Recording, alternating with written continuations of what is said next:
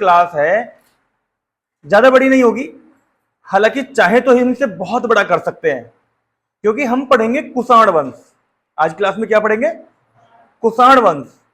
कुषाण वंश कैसे कैसे बेचारा आया और काफी समय तक शासन किया, कौन सी जनजाति थी, क्या था, बहुत कुछ कट करके मैं तुम्हें बताने वाला हूं, वरना ये जो अभी हमने मौर्य वंश पढ़ा है ना, संघर्ष इसका मौर्य वंश से भी लंबा है, मगर जो सिलेबस है उसके हिसाब से पढ़ना होता है, ना कि हमें यह करना होता है कि जैसे जैसे किताबों में जो जो पॉइंट लिखे हुए हैं उसका हम बखान करें, वरना फिर सिलेबस का मतलब ही क्या हो जाएगा, है ना। तो सिलेबस पढ़ना है, ना कि उसके बारे में पूरा पढ़ना है। हमारे लिए जो क्वेश्चन कॉमन है उनसे जुड़ी हुई आगे पीछे की घटनाओं को हम थोड़ा सा जिक्र कर लेंगे तो हमारा पूरा हो जाएगा, ठीक है। तो आज जो डालेंगे, आप डालेंगे कुषाण वंश। क्या डालेंगे?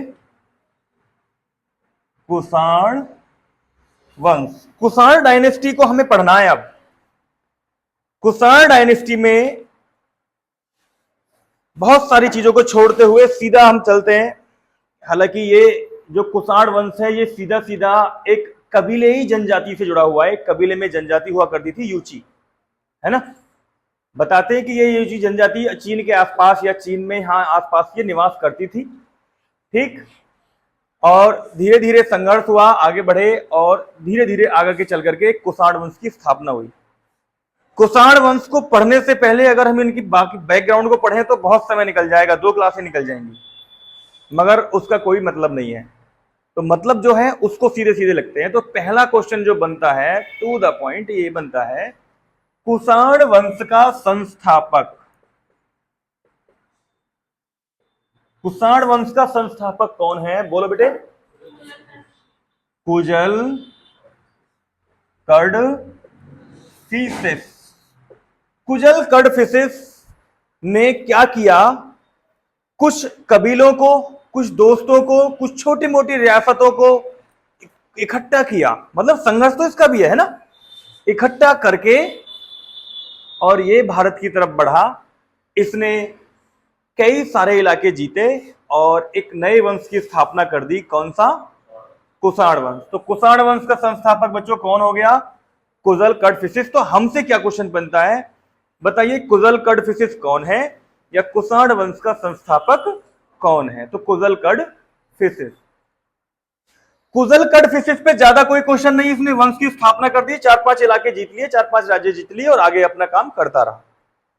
इसके बाद राजगद्दी पे इसका आकर बेटा बैठा। कौन बैठा? बेटा, उत्तराधिकारी विम कडफिसेस। विम कडफिसेस। फिर आ गया विम कडफिसेस, है ना। विम कडफिसेस ने भी थोड़ा बहुत काम किया, भाई जैसे शासन करते हैं, है ना। मगर इसके बाद राजगद्दी पे बैठा कौन? कनिक्स। कौन बैठा बेटा? कनिक्स। अब हम पे यहां पर क्वेश्चन बनते हैं कैसे, तो यहां तक की क्रिया सुन ली। एक तो क्वेश्चन ये बनेगा, कुषाण वंश में कनिक्स राजा बनने वाला तीसरा या थर्ड व्यक्ति था। कुषाण वंश का तीसरे नंबर पे राजगद्दी पे बैठने वाला राजा कौन था? कनिक्स, है ना। अब हम कनिक्स को पढ़ेंगे। इसमें कनिक्स के इर्द गिर्द ही हमारे कुषाण वंश के क्वेश्चन सिमट जाएंगे, ठीक है। मिटा दो बेटा यहां पे। अब हमारा जो पूरा कुषाण वंश इर्द गिर्द घूमेगा, किसके आसपास घूमने वाला है? कनिक्स के। तो जो भी क्वेश्चन बनेंगे कनिक्स से बनेंगे, हैं। हालांकि मैं तुम्हें यह बता दूं, जैसे मैंने नीचे लिखा ये मत समझ लेना, इतिहास में इस बात का कोई जिक्र नहीं है। कुछ टीचर आपको या कुछ लोग बता सकते हैं कि कनिक्स विम कडफिसेस का क्या है? बेटा है, मगर इस बात का कोई उल्लेख कहीं है ही नहीं कि इन दोनों का रिलेशन क्या है। ये सस्पेंस की बात है, दोनों भाई थे या ये बाप बेटे थे, है ना। तो इस पे हमें कोई मामला नहीं करना, ना ही हमारा कोई क्वेश्चन इस पे बनता है। बात समझ में आ गई? तो अगर आपसे कोई पूछे कि क्या कनिक्स विम कडफिसेस का बेटा है, नहीं पता है, नहीं। अब कहीं लिखा हुआ है तो बता दो। अब वो मत कर देना कि देखो जी अभी गूगल करता हूं। लोग गूगल पे बहुत विश्वास करते हैं ना, गूगल चाचा से भी पूछते हैं। गूगल पे बेटा हर जानकारी को कहे क्या प्रमाण है कि वो सत्य है? वहां पे आप जैसे और जैसे हम जैसे ही तो ब्लॉगर हैं, अपने ज्ञान के आधार पे कुछ लिख दिया और अपडेट कर दिया।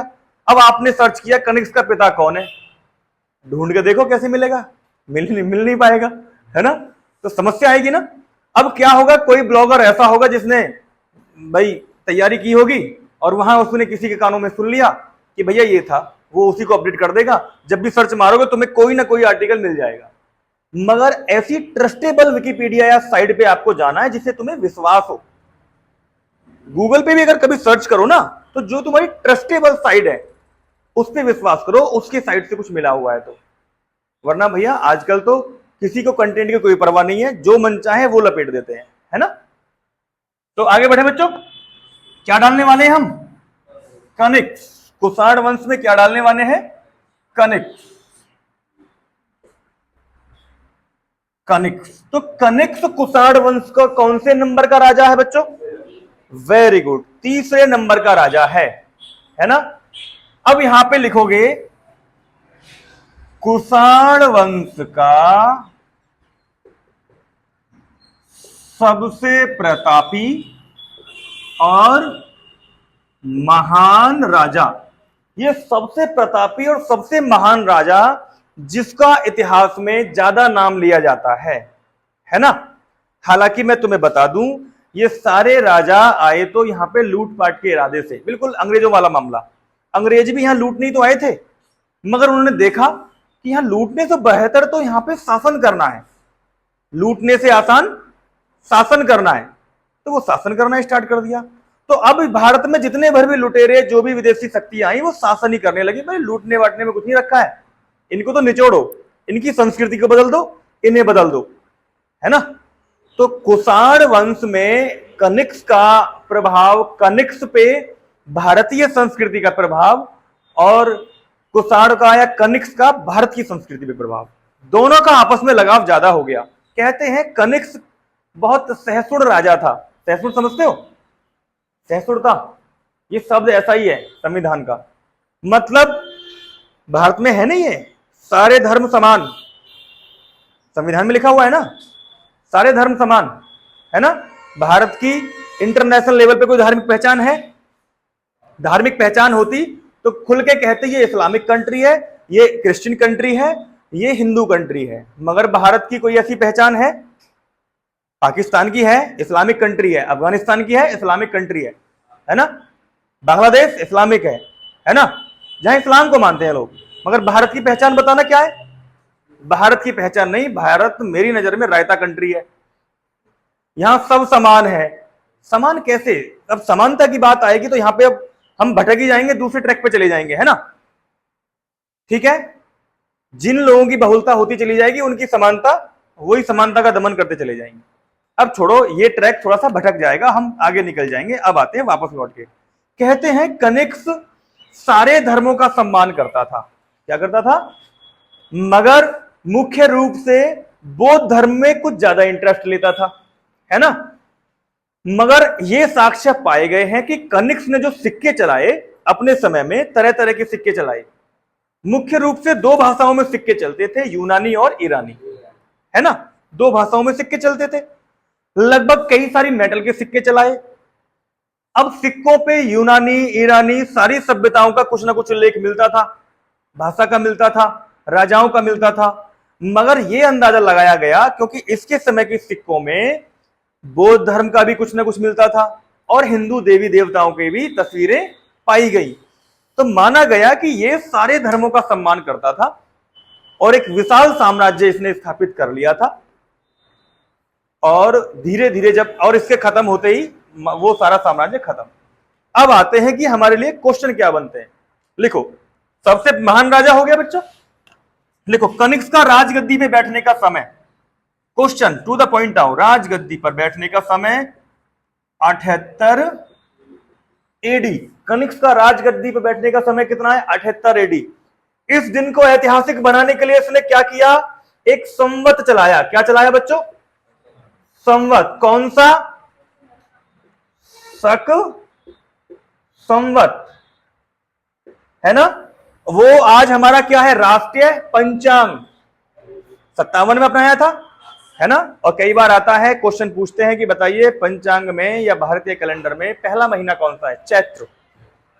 ये सारे क्वेश्चन आते हैं, टू द पॉइंट पढ़ रहे हैं। तो एक कौन सा चला दिया जी, तो क्वेश्चन क्या बनेगा, शक संवत कब चला, 78 एडी। किसने चलाया, कनिक्स ने। किसने चलाया बच्चों, कनिक्स ने। ठीक है, कर दोगे। दूसरा पॉइंट, यहां से आने के बाद अगला पॉइंट क्या है, कनिक्स की राजधानी, राजधानी क्या है बताओ, बोलो, है। और दूसरी क्या थी, मथुरा। दूसरी राजधानी क्या बनी, पौरस्पुर, पेशावर की बात है। और दूसरी राजधानी क्या बनी, मथुरा। कनिक्स ने कश्मीर को भी जीता। ठीक है, कनिक्स के समय में अफगानिस्तान, ये पूरा इलाका सब कुछ एक ही क्षेत्र था और विशाल क्षेत्र बना। कनिक्स ने बताते हैं कश्मीर को जीत करके एक नया शहर बसाया वहां पे, कनिक्सपुर। क्या बनाया, कनिक्सपुर। ठीक है, क्वेश्चन नहीं आता है, मैं तुम्हें बता रहा हूं, है। तो कनिक्स ने वहां तक भी इस इलाका अपना जीत लिया था। अब बात आती है कनिक्स किस जाति से बिलोंग करता था, जाति। कनिक्स किस जाति से बिलोंग करता था बेटा, एक जाति है यूची। यूची जनजाति है एक। कहते हैं कि ये जनजाति चीन के आसपास के क्षेत्र में पाई जाती है। कुछ इतिहासकार कहते हैं चीन में ही पाई जाती है ना। ठीक है, यूची जाति से बिलोंग करता था। कनिक्स की महत्वपूर्ण विजय चीन की विजय है, क्योंकि चीन से जब ये पहली बार लड़ने गया था तो हार गया था। ठीक है, तो कनिक्स की सबसे महत्वपूर्ण विजय कौन सी है,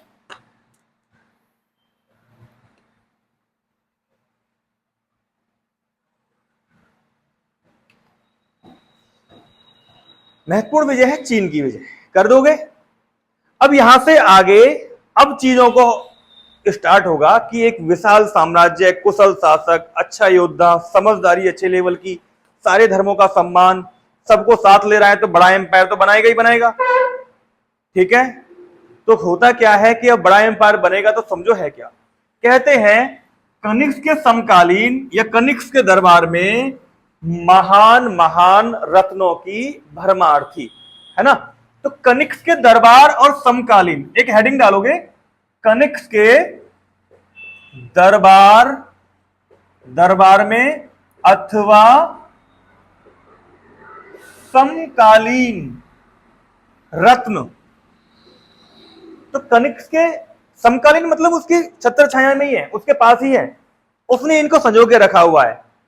अब तुमसे जो क्वेश्चन बनेंगे, इनसे तो बनता ही बनता है क्वेश्चन। ये 2-3 व्यक्तियों से तुम्हें क्वेश्चन बनेंगे, इनकी पुस्तक, इनका नाम सब पूछा जाएगा। सबसे पहला नाम है इसमें अश्वघोष। किसका नाम है, अश्वघोष। तो कनिक्स के दरबार में महान दार्शनिक,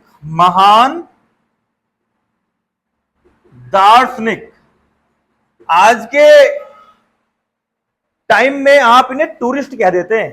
2 तरीके के टूरिस्ट होते हैं, एक तो तुम लोग टूरिस्ट बन के जाते हो, एज ए टूर करने जाते हो, ताजमहल देखने जा रहे हैं भाई, या कोई और देखने जा रहे हैं, तो तुमने क्या करोगे, जाओगे नॉर्मली फोटो खिंचवाओगे, उसकी चुटिया को हाथ में लेने की कोशिश करोगे, ऐसे खिंचवाओगे, देखो पकड़ लिया, है ना। मगर तुमने कभी फॉरेन टूरिस्ट को देखा होगा, वो जब भी हमारी तुम्हारी ऐतिहासिक जगह पे आते हैं, हाथ में देखा होगा कैमरा, है ना। तो कोशिश करेंगे उसको समझने की, नहीं समझ पाएंगे तो बारीकी से लेंगे फोटो, बाद में रिसर्च करेंगे क्या था, समझ रहे हो। तो ऐसे टूरिस्ट क्या करते हैं, जाकर के फिर अपने ब्लॉग बनाते हैं, अपनी कहानी लिखते हैं, है ना। विजिटर्स आएंगे और समझेंगे, फिर उस पर अपना व्यू देंगे और बताएंगे भाई वहां पे तो ऐसा ऐसा था। तो ये एक दार्शनिक है ना, जहां जहां गया उनके बारे में इसने लिखा। बात समझ में आ गई, है ना। अब तुम यहां से नैनीताल के बारे में कुछ लिख पाओगे क्या, जब नैनीताल जाओगे, जॉब लग जाएगी, पैसा में पॉकेट, चारों जेबों में पैसा भरा पड़ा है, गाड़ी ला, खाने का रख, चल मेरे भाई, फिर तुम वहां पे जाके के देखोगे नैनीताल हल्ला मच रहा था, आज नैनीताल को देखना है। अब तुम वहां पहुंचे, आपने देखा भाई यहाँ पे तो लेक भी है ना, यहां पे तो ये है, यहां पे तो पहाड़ है, यहां पे मौसम ऐसा ये है, वहां के बारे में घूम के आ जाओगे तो लोगों को बताओगे बार बार, क्योंकि आपने उनको अपनी आंखों से देखा, दर्शन कर लिए। एक दार्शनिक जब तो बता पाएगा जब दर्शन करके आएगा। बात समझ में आ गई? तो ऐसा कुछ है। आगे बढ़ो। अब महान दार्शनिक कौन है? अश्वघोष। ठीक, किसके समय में था? कनिष्क। अब था क्या, हालांकि मैं बौद्ध संगीति को बाद में पढ़ाऊंगा, कि इनके समय तक आते आते आते आते लगभग लगभग बौद्ध धर्म 18 से 20 कैटेगरियों में बट गया था। समझ रहे हो? इतने से समय में एक धर्म में इतनी सारी धारणाएं हो गई, कोई इधर जा रहा है, कोई इधर जा रहा है, कोई इधर जा रहा है, कोई उधर जा रहा है, बिखर रहा था। और आस्था कनिष्क की ज्यादा थी, तो कनिष्क ने इनसे क्या लिखवाए? एक दो साहित्य लिखवाए बौद्ध धर्म के बारे में, है ना? तो लिखो जरा। तो इनकी रचना अश्वघोष ने क्या क्या लिखा? एक तो लिखा बौद्ध चरित्र। क्या लिखा बेटा? बौद्ध चरित्र। एक तो ये लिख दिया, और दूसरा लिखा इन्होंने सूत्र अलंकार। सूत्र अलंकार। अब आपसे क्वेश्चन बन गए 2-3। सूत्र अलंकार रचना किसने लिखी है? अश्वघोष की रचना कौन सी है? पूछेगा बौद्ध चरित्र किसने लिखा था? बताइए बौद्ध चरित्र रचना किसकी है? पूछेगा किसके समकालीन लिखी गई? किसके समकालीन लिखी गई? कनिष्क के, है ना? क्योंकि चीजें व्यवस्थित नहीं हो रही थी, तो इसको व्यवस्थित करने के लिए ये सारी चीजें लिखवाई गई, ये साहित्य लिखवाए गए, है ना? बात समझ में आ गई? अरे समझ रहे हो ना? अब आ जाओ आगे। इतना होने के बाद फिर दूसरा, एक और दूसरा व्यक्ति, महान व्यक्ति आ गया इनके दरबार में। कौन? नागा अर्जुन। नागा अर्जुन। एक और महान व्यक्ति की एंट्री है बच्चों, नागा अर्जुन। ठीक है, एक और व्यक्ति आ गया, नागा अर्जुन। अब नागा अर्जुन पे क्वेश्चन बनेंगे।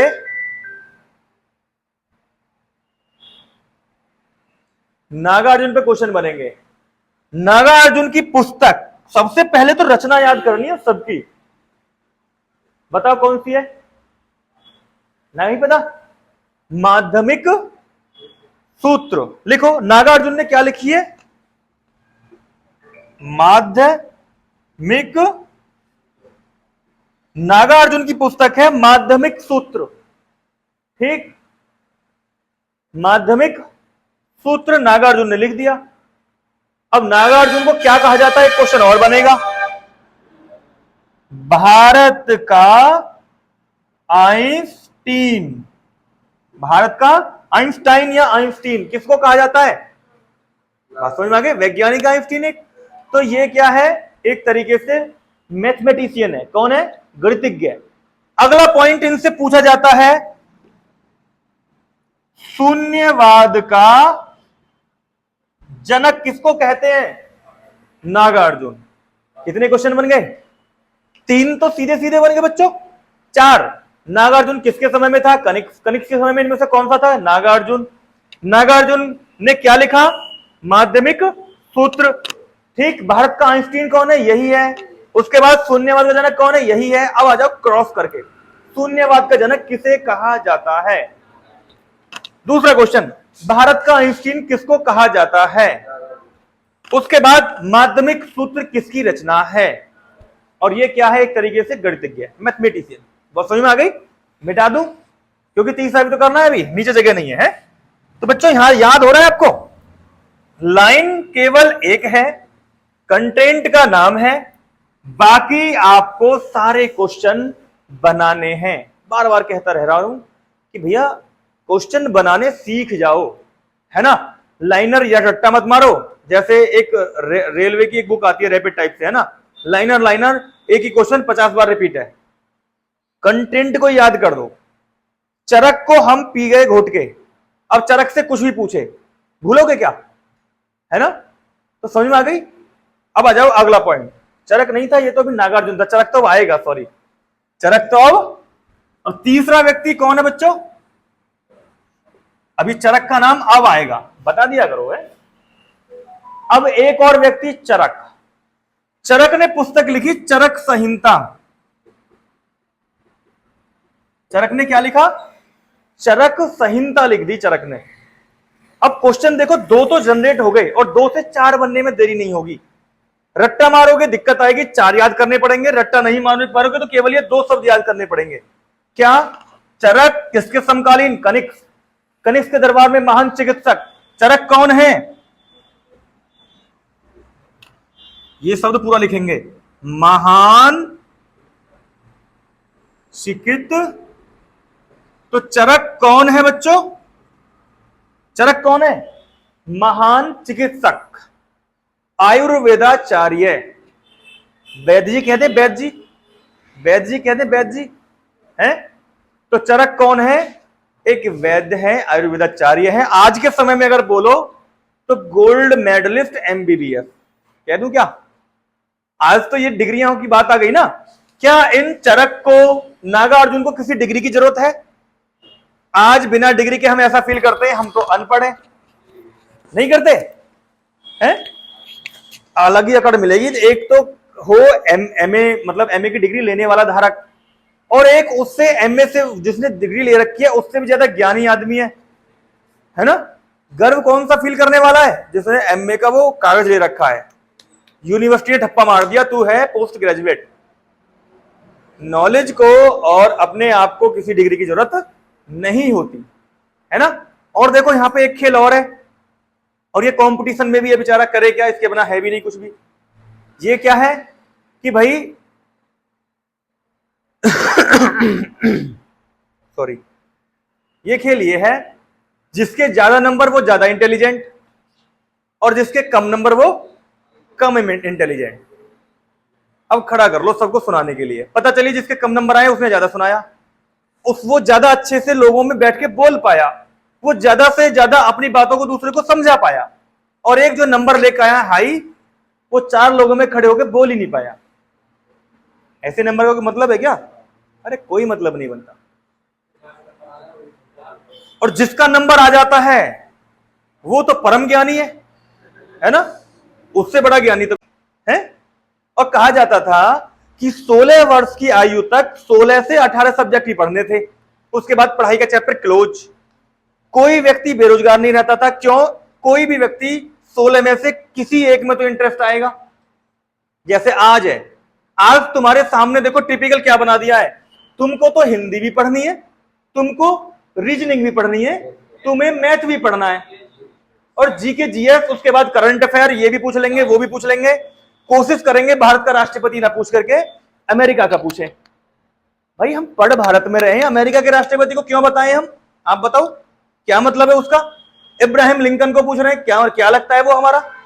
अरे हमारा कुछ लगता है वो? मगर भारत के क्वेश्चन पेपर में उसका नाम क्यों है ना। अगर कोई लॉजिक ये देता है जी महान व्यक्ति था, उसने मजदूरों के लिए, उनके लिए किया था, क्या भारत में ऐसे लोग मर गए थे? क्या भारत में ऐसे लोग नहीं हुए जिन्होंने भारत के लिए और मजदूरों के लिए कुछ नहीं किया? अंबेडकर जी हैं, इनको पूछो, दबा के पूछो भाई, है क्या ना। उसके बाद स्वामी विवेकानंद हैं, दयानंद सरस्वती हैं, इतने अच्छे अच्छे साधु रहे, लोग रहे ना। इब्राहिम लिंकन को पूछेंगे, जॉर्ज वाशिंगटन को पूछेंगे इन्हें पूछेंगे, है ना। भारत की एजुकेशन सिस्टम को पूर्ण रूप से ध्वस्त कर दिया गया ताकि ये कुछ ये ना जाने, इनको विश्वास हो जाए भारत में महान लोग हुए ही नहीं, महान लोग तो फॉरेन के लोग थे। इस काम को लेकर के बच्चों की साइकोलॉजी को बदला गया। आजकल मील बनते हैं। तो बात आ जाओ बेटा, क्या है, मैं तुम्हें एजुकेशन सिस्टम पे बोल रहा था, बहुत जबरदस्त बात थी है। चरक अपने समय के जबरदस्त वैद्य थे, डॉक्टर थे, सर्जन थे। तो इनको क्या बोला गया? महान चिकित्सक। इन्होंने क्या लिखी? चरक संहिता। क्वेश्चन कैसे पूछेगा? चरक संहिता किस विषय पे लिखी हुई है? आयुर्वेद पे, चिकित्सा पे। क्या लिखोगे? आयुर्वेद और चिकित्सा। इन सारी चिकित्साओं को छुपा दिया गया, जो भी इलाज थे। पता है क्यों? आयुर्वेद में किसी भी बीमारी का जड़कट इलाज होता है, खत्म, भविष्य में होने के चांसेस कम हैं, स्वस्थ रहोगे। और जो बीमारी है वो दवाई जो तुम लोगे आयुर्वेद में, वो उसी पे इफेक्ट करेगी, बाकी आपको कोई प्रभाव नहीं डालोगी। अब एलोपैथिक जो इंग्लिश इलाज है, तुम्हें है तो बुखार, और जो तुम्हें दवाई दी है वो एंटीबायोटिक बना के दी है, है ना, आप खाए जा रहे हो, आपके और बॉडी के ऑर्गन खराब हुए जा रहे हैं। ये बहुत भयानक चल रहा है। दवाई बड़ी सोच समझ के लेनी पड़ती है आजकल दवाइयों की। अभी परसों आर्टिकल छपा था एक उसमें कि दवाइयों की गुणवत्ता इतनी खराब हो गई है, इंसान की जिंदगी का नाश हुआ जा रहा है। बीमारी कुछ है, इलाज मिल रहा है, उसके बाद उसके और बॉडी के ऑर्गन खराब होते जा रहे हैं। उसके बाद भी तुमने देखा होगा 6-7 महीने 1 साल बाद फिर बीमार, है ना। क्यों बीमार? क्योंकि बीमारी का इलाज नहीं हुआ था, केवल दबाया गया था, इलाज नहीं हुआ था। तो इन्होंने क्या किया, आयुर्वेद को तो खत्म कर दिया आज के समाज जमाने में, सॉरी आयुर्वेद को जमक खत्म कर दिया और इंग्लिश इलाज एलोपैथिक को लगा दिया। अब देखना कॉस्टिंग आ रही है 50 पैसा टैबलेट। अब पता तुम्हें वो बाजार में कितनी मिल रही है? 10 रुपए की, 20 रुपए की। इस समय मेडिकल माफिया के तौर पे उभर रहा है ना। जाओगे डॉक्टर के पास, उसे वो मिल रही है 1 रुपए की टैबलेट, तुम्हें मिली है वो 20 रुपए में। एक एक दवाई का पत्ता 800, 900 रुपए का, और मैन्युफैक्चरिंग कॉस्ट कितनी आ रही है? 20 रुपए, 30 रुपए। एमआरपी का कोई स्टैंडर्ड नहीं बनाया है, गवर्नमेंट की तरफ से कोई निर्देश नहीं है कि इसकी एमआरपी कैसे फिक्स की जाएगी। हाँ, किसान पे फिक्स है, एमआरपी हम तय करेंगे। पूरी साल मेहनत आप करो, एमआरपी कौन फिक्स करेंगे? हम। और एक गोलगप्पे जो भी बेचता है, एमआरपी कौन फिक्स करेगा? गोलगप्पे को मैं बदनाम नहीं कर रहा हूं, मैं ये बता रहा हूं बिल्कुल नीचे से लेकर के व्यक्ति और मार्केट में हर व्यक्ति अपना रेट अपने आप तय करता है, और किसान इंतजार करता है। इस बार एमएसपी ये निकला है भाई, क्या निकला है? ये निकला है गवर्नमेंट इस बार रेट ये निकाल रही है। अबे गवर्नमेंट का क्या मतलब? फिर लॉजिक आता है, अगर हमने ये तय नहीं किया तो गरीब आदमी रोटी नहीं खा पाएगा। अब किसान के जिम्मे है जी, जैसे गरीब आदमी और चीजें अरेंज करता है ऐसे अनाज भी अरेंज करे। तो चलो आगे बढ़ते हैं। अब बात समझ में आ गई? कनिष्क के समय में कौन सी बौद्ध संगति हुई थी? चौथी। कनिष्क के समय में चौथी बौद्ध संगति हुई। बौद्ध धर्म इनके समय तक आते आते तक 18 छोटी छोटी शाखाओं में बट गया और बुरा हाल हो गया, है ना। जैसे आज लोग सनातन धर्म में कमी निकालते हैं, भैया ये चीज गलत है, ये चीज गलत है, और वो गलत है भी और कुछ सही भी है, उसमें कोई ऐसी बात नहीं है। क्योंकि जब व्यक्ति प्रैक्टिकल होता है तो भाई अपने हिसाब से कर लेता है। अब किसी ने समझाया तो ये कि पूजा ऐसे करनी है, वो दूसरे तरीके से करेगा। ऐसे यहां पे हाल 18 उनमें हो गया, दिक्कतें हो गई, तो इन्होंने क्या किया, इनके समय में बौद्ध संगति हुई औपचारिक तरीके से, और बौद्ध धर्म कितने भागों में बटा? 2 भागों में। कितने भागों में? तो बौद्ध धर्म की केवल 2 शाखाएं रखी गई। कौन कौन सी? हीनयान और महायान। ये मैं तुम्हें पहले ही बता चुका हूं बौद्ध धर्म में, ये यहां दोबारा इसलिए बता रहा हूं क्योंकि यहां पे अब इसका टॉपिक चल रहा है और इनके साथ इसको जोड़ा जाएगा। क्योंकि चौथी बौद्ध संगति किनके समय में? इनके समय में। कब हुई थी? 78। ये तुम्हें पता ही है, पहले बता चुका हूं मैं। विसुमित्र कौन थे? अध्यक्ष थे। पता चल गया ना आपको? शक संवत जभी चला, ठीक। उसके बाद स्पेशल महायान पे कुछ चीजें लिखी गई, है ना। स्पेशल महायान पे वो कुछ चीजें प्रकाशित की गई और इन्हें इसे प्रमोट किया गया, ठीक है। तो क्या था, कुछ लोग तो केवल औपचारिक रूप से बौद्ध धर्म को मानते थे, कुछ लोग केवल और केवल जैसा उन्होंने जीवन जिया था ऐसा जीना चाहते थे। तो मत तो अलग होंगे।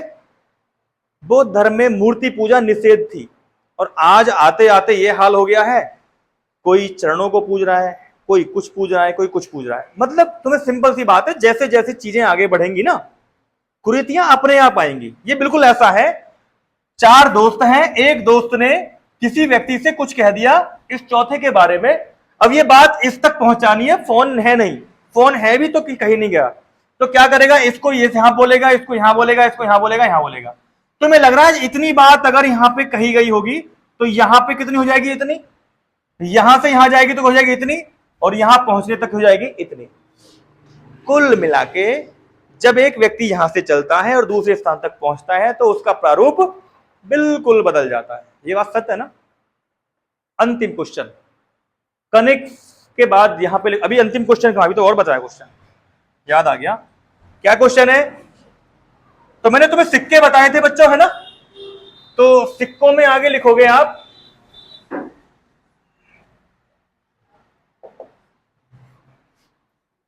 सबसे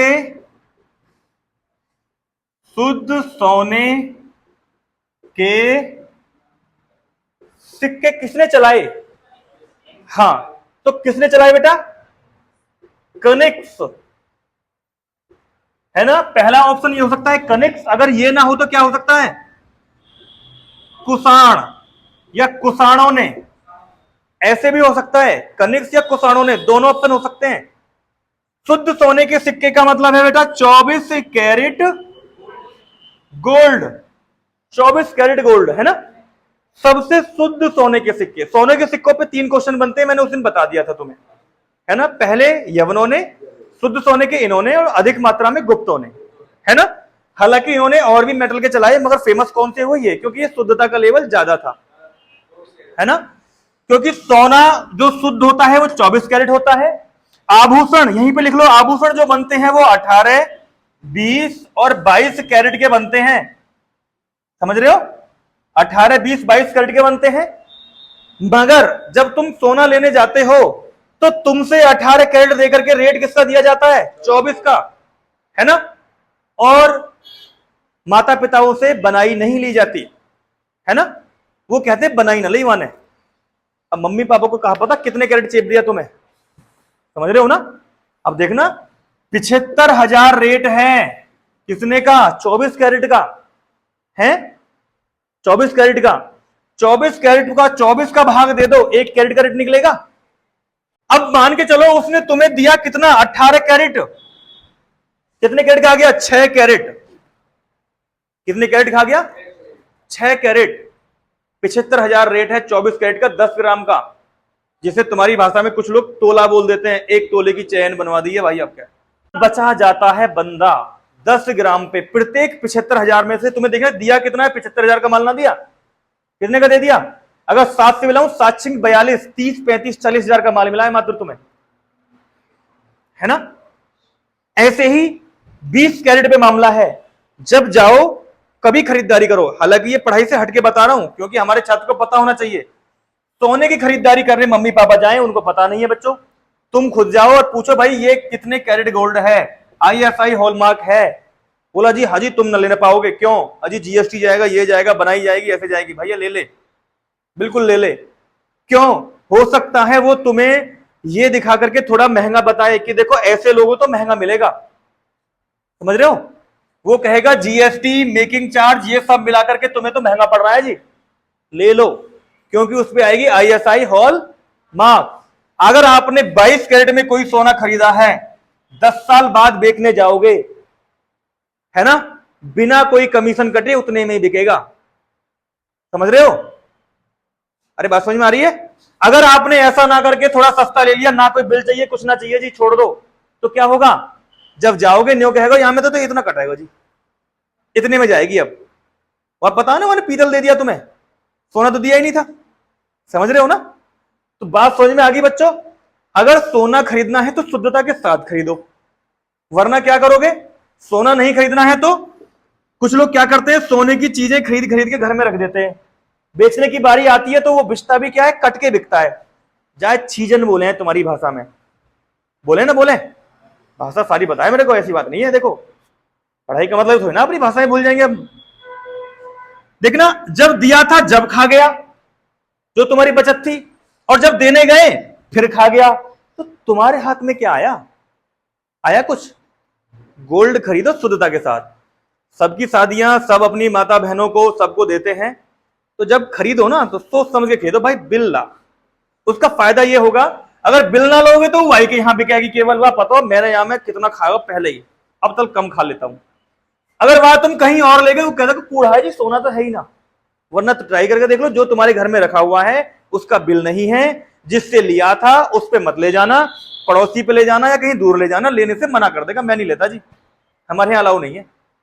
उसका होगा जरूर ले लेगा, लाओ जी दे दो, क्योंकि पता है पोल पट्टी खुल जाएगी अगर पड़ोसी गया तो। अब तो हर बैंक में मशीन है, धरते पता चल जाती है इतने % शुद्ध है गोल्ड लोन में। तो बेटा ये इतिहास में मैंने तुम्हें इतिहास के साथ ये जोड़ के बता दिया, इसकी तुम्हें हमेशा जरूरत पड़ेगी, हमेशा। ऐसा कोई व्यक्ति नहीं है जो भारतीय समाज में रह रहा है वो गोल्ड ना खरीदता हो, है ना। क्योंकि अगर शादी नहीं कर रहे हो तो मम्मी या बहन को देना होगा, और कहा जाता है कि भैया लगाव ज्यादा होता है गोल्ड से भारतीय संस्कृति में। गोल्ड तो खरीदेंगे खरीदेंगे, हर कोई खरीदता है। खरीदते हो तो जिस चीज को खरीदते हो उसके खरीदने का पता होना चाहिए कैसे खरीदेंगे। लास्ट क्वेश्चन है अब तुम्हारे लिए, कुषाण वंश का अंतिम शासक। कुषाण वंश का अंतिम शासक कौन था? वासुदेव। Very good. कुषाण वंश का अंतिम शासक कौन है? वासुदेव। तो बच्चों समझ में आई आपको ये सारी चीजें? जबरदस्त पाठ था ये। मैंने बीच में 2 मिनट आपके इसलिए लिए, अगर ये ना बताएं तो फिर काहे की तैयारी है भाई। अगर आपसे कोई पूछने लगे भैया बताइए रे, कोई वस्तु हमने 18 कैरेट बनवाई तो इसकी शुद्धता का मतलब क्या है? 75%। 18 कैरेट कितना होता है? 75% नहीं होगा? कैसे निकालोगे? देखो 18/24, क्योंकि 24 में से कितना है? 18 है, गुणा 100। 6 18 और 6 चौक 24, 4 से 25 और 25 थी 75 है। 75% सोना मिला आपको, 25% खा गया। अब देखो ना 75,000 का 25% कितना होता है? निकालना, गुणा कर दो इसकी।